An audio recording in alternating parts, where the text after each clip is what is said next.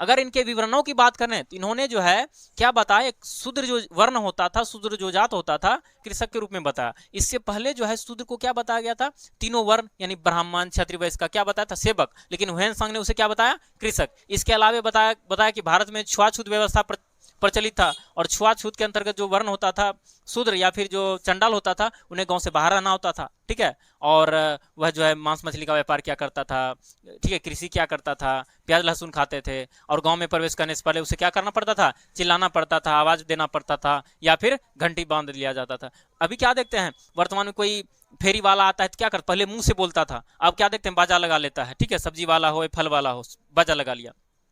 उस तरह चंडालों भी कितना मुंह से बोलेगा, तो घंटी ले लेता था हाथ में, ठीक है, टन टन टन टन करते हुए समझ जाता चंडाल आ रहा है, खिड़की दरवाजा बंद कर लो, और उसे परमिशन होता था, आवाज या तो घंटी, अब प्लस में पीछे में झाड़ी बांध लो कमर में रस्सी के सहारे, और चलते जाओ, पीछे से जो है ना घिसते आएगा, तुम्हारे पैर का निशान मिटाते आएगा। इस तरह से छुआछूत भारत में व्याप्त था, ठीक है। जो चंडाल होता था वह जो है गांव से बाहर निवास करता था,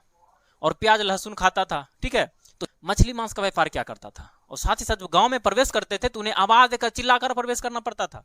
ठीक है। एक तुम लोग को कॉन्सेप्ट बताते हैं, प्राचीन काल में चंडाल को कैसे गांव में प्रवेश करना होता था। तो गांव में अछूत इसे माना जाता था, गांव में जब प्रवेश करता था, ठीक है, एक घंटी बांध लेता था अपने गले में या फिर हाथ में, ठीक है, वो घंटी को बजाते हुए आता था, टन टन टन करते हुए। तो इसका आवाज सुन के जो है सभी लोग छिप जाते थे, उसका परछाई पड़ता था ना तो अछूता माना जाता था, उसका नजर नहीं पड़े, यहाँ तक कि परछाई नहीं पड़े, और वो जो चलता था पैर से जो निशान बनता था बालू पर, ठीक है, रेत पर, उसको मिटाने के लिए पीछे ना झाड़ी बांध लिया करता था, पीछे जब चलता था पीछे झाड़ी जो है उसके पैरों के निशान प्लेन करते हुए आता था, ठीक है। इस तरह से चंडाल को उस समय गांव में घुसने का अनुमति था। एक तो पहले तुम आवाज करो, इससे जितना भी लोग होगा अपना खिड़की दरवाजा बंद कर ले, यहाँ तक नजर नहीं पड़ना चाहिए, और यहाँ तक कि उसका परछाई जमीन पर नहीं आना चाहिए, अछूता माना जाएगा। इस तरह से छुआछूत प्राचीन काल में जो है छूत इस तरह से फैला हुआ था। और क्या बताए, जब चंडाल चला करता था गांव में तो आवाज दिया, दूसरा